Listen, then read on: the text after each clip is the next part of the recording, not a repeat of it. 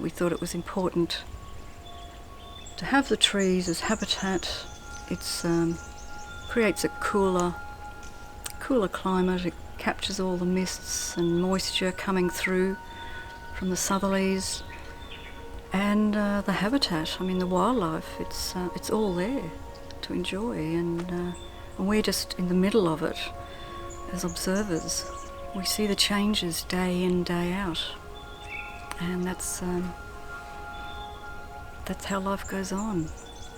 Well, we're going to come in through an old set of doors that I pulled out of a building a long time ago from Brisbane, and the house basically has a hallway connecting the centre to two wings.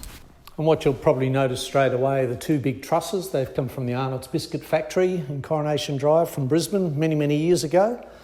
But it's a big open space that allows for lots of flow through of air.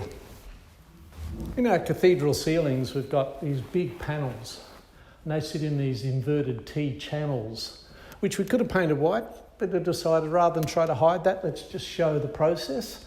And they're made out of, the panels are actually made out of a compressed straw, incredibly dense. Each panel is very heavy. It takes at least two people to lift them up. And they've just been slotted in just as a way of adding extra insulation into the space. We had hoop pines and slash pines. The hoop pines had been had their bases burnt out from previous fires from next door neighbours before we even moved in here. So we decided to cut all of those down and we milled them. And then finally we had them taken away and tongue and groove and dressed and brought them in to do all the flooring, which is fantastic. So we had hoop pine and slash pine and basically put the whole house, as the flooring, which was just fantastic. This window, which came from the old Tamrookum homestead, that's been in Susan's family for a long time, and we found it under her old homestead, and I've just kept that for 40 years, and finally found a home for it. And on the left here we've got a bunch of windows that I took out of an old building again in Roma Street back in the mid-80s before 17 National Trust buildings got destroyed. So we still haven't quite finished doing all the architraves. They were all painted this greeny, bluey colour, but we've stripped them all back, remade bits and pieces from the original 5 that I had to have 3 good working sets. So pretty happy with those. They've come up really well.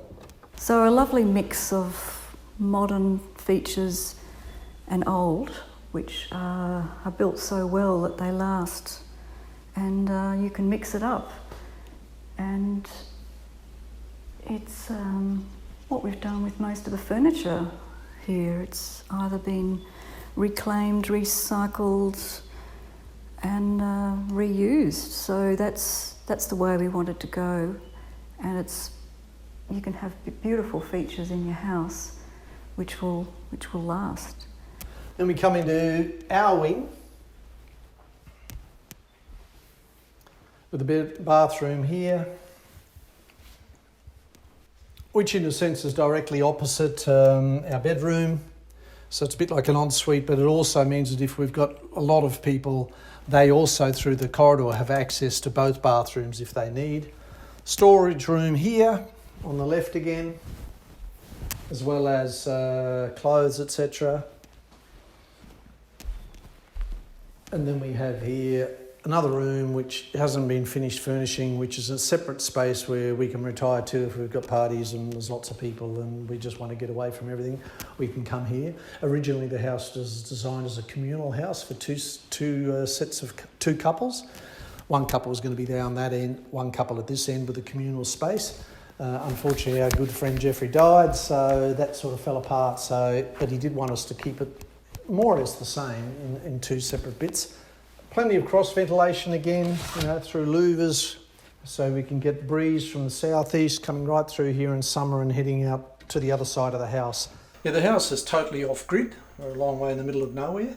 So powered by 20 230 watt panels, which basically does the whole household quite nicely. It all comes through into this whole electrical system, which is we've incorporated inside the house, which makes it easy for monitoring. We've got lithium-ion batteries. We have the down below here. We've got the capability, if we find that we're using too much power or we can't meet the demand, that we can add an extra set of panels in, batteries in next door here, and have a double battery bank. But at the moment, we're seeming to manage quite well. Yeah, so it's a great system, and it's working so far for the last 12 months really beautifully. Yeah. The thing that you'll see, and it's most striking, is the curve on the roof. The sexy roof, I love it. And our builder, it's something that he's been doing for a while, and this has taken it to the max. Those sheets aren't actually curved by prefabricated or curved. They were straight sheets, and what we did was actually bend them, and that's probably the maximum bend you can get. So we've actually put weight on each one, screwed it down as we've gone, sheet by sheet by sheet, to get that curve. And it looks really great. I'm really happy with it. We collect water in our tank on this end and the far end of the house, and all of that gets pumped up with an electric pump up to a header tank, which then comes back down, gravity feed, which again is good for fire because you're not having to depend on electric pumps in a case of an emergency. Gravity feed will always do it. The outside cladding, you can see that it's zinc loom corrugated iron down below, and then we've got basically a fibro cement sheeting above that. Gives a good clean look, but it's also partly as a fire thing, trying to deal with the aspect of having fire nearby in the bush, and it's less combustible. So I think that's a great way to go.